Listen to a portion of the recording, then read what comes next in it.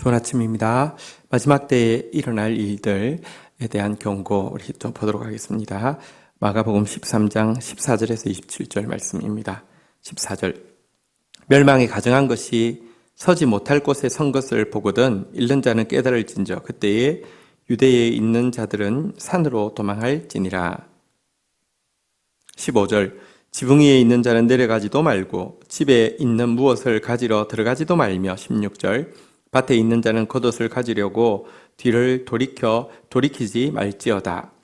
자, 예수님은 어제에 이어서 이제 마지막 때에 이제 있을 이 일들에 대해서 말씀하고 계십니다. 1차적으로는 예루살렘 멸망의 순간에 대한 예언이고요. 또 궁극적으로는 지상 최후의 심판의 때에 대한 내용이겠죠. 먼저 이 읽었던 본문에 보면 이제 그 멸망이 가증한 것이 서지 못할 곳에 선 것. 이것은 이제 더럽고 부정한 것이 지성소에 세워지는 것을 이야기할 것입니다. 이럴 때에는 서두르되 산으로 다 도망가고 이제 집안에 있는 거 뭐 가지러 가지도 말고 밭에 있는 것도 가지도 말라고 아주 서둘러서 산으로 도망가라 이렇게 이야기하고 있습니다. 얼마나 이 재앙이 이때를 기점으로 멸망이 가증한 것이 서지 못할 곳에 선 것을 기점으로 급하게 또 전폭적으로 임할지에 대한 경고라고 할 수 있습니다. 자, 우리 17절도 보도록 하겠습니다. 그날에는 아이 벤 자와 젖 먹이는 자들이 화가 있으리로다. 18절 이 일이 겨울에 일어나지 않도록 기도하라. 19절 이는 그 날들이 환난의 날이 되겠습니다. 하나님께서 창조하신 시초부터 지금까지 이런 환난은 없었고 후에도 없으리라. 자, 그리고 이 재앙의 때 아이 벤 자 그리고 젖먹이들은 화가 있을 것이다 라고 이야기하고 있습니다. 혼자 몸을 가누기도 힘들어서 피신할 때에 고통을 받을 것인데 아이를 베었거나 혹은 혼자 힘으로 피신할 수 없는 젖먹이들은 훨씬 더 큰 고통을 당할 것이다 라고 이야기를 하고 있는 것이죠.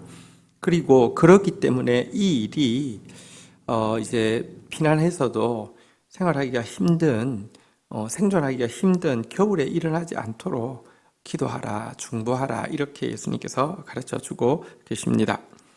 이것은 그 환란이 이제 긴급하게 오고 전폭적으로 올 뿐만 아니라 한 사람 한 사람에게 얼마나 혹독한 시간이 될지에 대한 예언이라고 볼 수 있습니다. 이것은 과거에는 과거 이 그리스의 통치를 받을 때에 지성소 안에 이제 이 우상의 신상을 세우거나 지성소 안에서 돼지의 피를 뿌리거나 이랬던 일들이 있었고요. 지금 여기 멸망이 가증한 것이 서지 못할 곳에 선다는 것은 로마 군대가 예루살렘 성전 안에 진입하는 것을 또 의미하기도 할 것입니다. 자, 그런데 이와 같은 이 예언은 어쨌든 AD 70년에 이루어질 곧 있을 이제 재앙에 대한 경고이고요. 또 마지막 때에 대한 경고인데요. 이것은 다시 이야기하지만 아주 긴급하고 아주 광폭적이면서도 각 개개인에게 아주 혹독한 시간이 될 것이다라는 예언이라고 보지.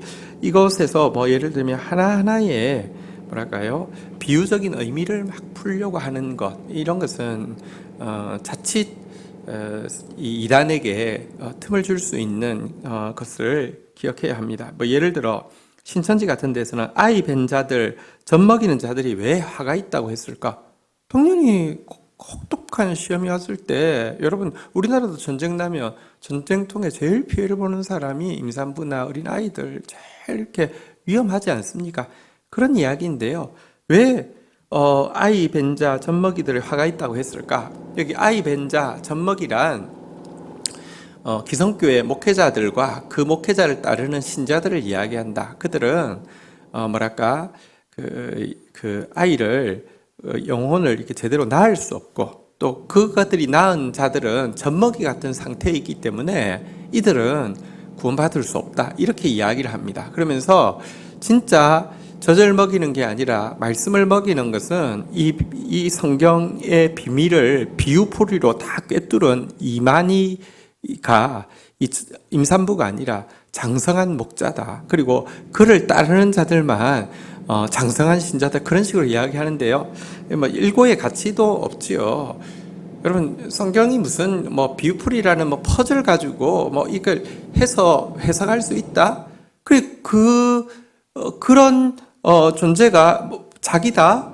그리고 그걸 따르는 사람들만이 구원받는다. 말도 안 되는 소리입니다. 그러니까 마지막 때에 대한 이 이야기 예수님께서 지금 이야기하신 것은 AD 70년에 실질적으로 임산부들 또 젖먹이들 얼마나 고통스러웠겠습니까? 만약에 이들이 무슨 저주받을 대상이라고 하면 기도하라고 이들 위해서 겨울에 이런 일이 일어나지 않도록 기도하라고 예수님께서 말씀하셨겠습니까? 어쨌든 마지막 재앙의 때는요 긴급하게 임할 것이고 갑자기 임할 것이고요 전 지구적으로 임할 것이고요 그리고 너무 혹독하게 각 개인에게 혹독하게 임할 것이라고 경고하고 있는 것입니다. 자 20절에 보니까요 만일 주께서 그 날들을 감하지 아니하셨더라면 모든 육체가 구원을 얻지 못할 것이거늘 자기가 택한 자들을 위하여 그 날들을 감하셨느니라. 그러나 이 재난의 때를 인간이 온전히 감당할 수 없습니다. 신자라고 온전히 감당할 수 없습니다. 그러나 하나님은 자기가 택한 영혼 중에 한 영혼도 실족하지 않도록 그 날을 또 감하여 주실 것입니다. 그리고 그 날이 존재하는 이유는 어제도 보았지만 이때 마지막 복음 증거하게 하기 위해서 우리의 삶으로 우리의 입술로 마지막 구원의 복음을 증거하게 하기 위함이지 우리를 고통스럽게 하기 위함이 아닙니다. 여러분 무슨 이단들에서 많이 강조하죠. 자기 가르치는 대로 믿는 사람은 이런 환란을 보지 않고 좀 덜 믿은 사람들은 환란을 보고 나서 그 다음에 정신 차려가지고 이렇게 하는데 그렇지 않습니다. 여러분 전혀 그렇게 가르치고 있지 않습니다. 우리는 신자들은 이 환란을 통과할 것입니다. 근데 이 환란을 통과하면서 우리는 더 정금처럼 될 것이고요. 그리고 우리의 모습을 통하여서 구원받을 사람들이 구원받게 될 것이고요. 하나님은 당신의 택한 영혼이 한 명도 실족하지 않도록 그날을 또 감하게 해 주실 것입니다. 자, 21절 보도록 하겠습니다. 그때에 어떤 사람이 너희에게 말하되 보라 그리스도가 여기 있다 보라 저기 있다 하여도 믿지 말라. 22절 거짓 그리스도들과 거짓 선지자들이 일어나 이적과 기사를 행하여 할 수만 있으면 택하신 자들을 미혹하려 하리라. 23절 너희는 삼가 내 모든 일을 너희에게 미리 말하였느니라. 자, 다시 한번 마지막 때의 징조로서 적그리스도의 출현에 대해서 다시 한번 엄히 경고하고 있습니다. 그리스도가 여기 있다 저기 있다 이야기합니다. 이만희가 그리스도라고 이야기합니다. 혹은 장길자가 자기가 여자 하나님이라고 이야기합니다. 많은 그 거짓의 사람들이 일어나서 이렇게 할 수만 있으면 택한 자라도 미혹하려고 하는 것 성경에 예언된 바입니다. 그리고 예수님께서 이미 미리 우리에게 말씀하신 바대로 된 것입니다. 여러분, 예수님은요, 승천하신 그 모습 그대로 지상에 재림하실 것이다 라고 예언되어 있습니다. 달리 이야기하면 예수님은 유대인으로서 이 땅에 사셨기 때문에 유대인의 모습 그대로 이 땅에 오실 것이라고 예언되어 있습니다. 어떻게 그런 거짓의 사람들이 자기가 그리스도라고요, 자기가 하나님이라고요, 자기가 성령이라고요, 이런 정말 저주받을 일이죠. 어쨌든 우리가 마지막 때에 그러나 이런 미혹에 수많은 사람들이 말씀을 잘 알지 못하기 때문에 또 빠져들게 될 것입니다. 진리를 제대로 알고 살아낼 뿐만 아니라 마지막 때 증인되는 사람 되어야 되겠습니다. 24절입니다. 그때에 그 환난 후 해가 어두워지며 달이 빛을 내지 아니하며 25절 별들이 하늘에서 떨어지며 하늘에 있는 권능들이 흔들리리라. 26절 그때에 인자가 구름을 타고 큰 영광과 권능과 영광으로 오는 것을 사람들이 보리라. 27절. 또 그때에 그가 천사들을 보내어 자기가 택하신 자들을 땅 끝으로부터 하늘 끝까지 사방으로 모으리라. 자, 마지막 때 또 한 가지 일어날 일에 대해서 해가 어두워지고 달이 빛을 내지 않고 별들이 땅에서 떨어지고 하늘에 있는 권능들이 흔들릴 것이다 라고 이야기하고 있습니다. 이것은 이제 천재지변에 대한 것일 수 있고요.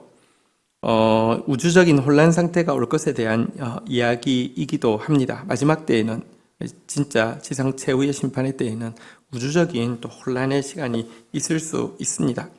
그런데 또 이 부분에 대해서는 또 우리가 조금 더 일상적으로 해석해야 되는 부분도 있습니다.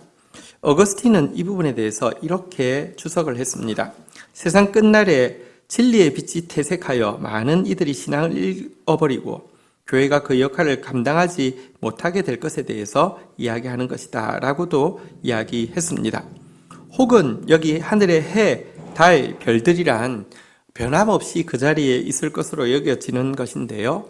이와 같은 변함없는 가치들이 무너지고, 가치관들이 무너지고, 상식이 무너지고, 이 모든 기본적인 도덕이 무너지는 것에 대해서 이야기하는 것일 수도 있습니다.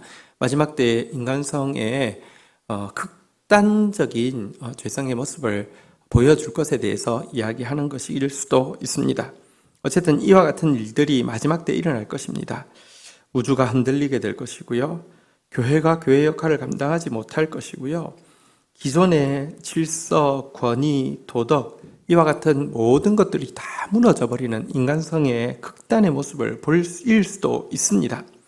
그러나 여러분, 그때 인자가 구름 타고 큰 권능과 영광으로 오는 것을 사람들은 똑똑히 보게 될 것입니다. 예수님께서 승천하신 모습 그대로 또 모든 인류가 동시에 전부 부인할 수 없이 그를 찌른 자마저도 볼 정도로 분명하게 재림하게 될 것입니다. 그리고 예수님은 자기가 택한 자를 하늘 끝부터 땅 끝까지 사방에서 한 영혼도 잃어버리지 않고 거두어 드릴 것이라고 약속하고 있습니다.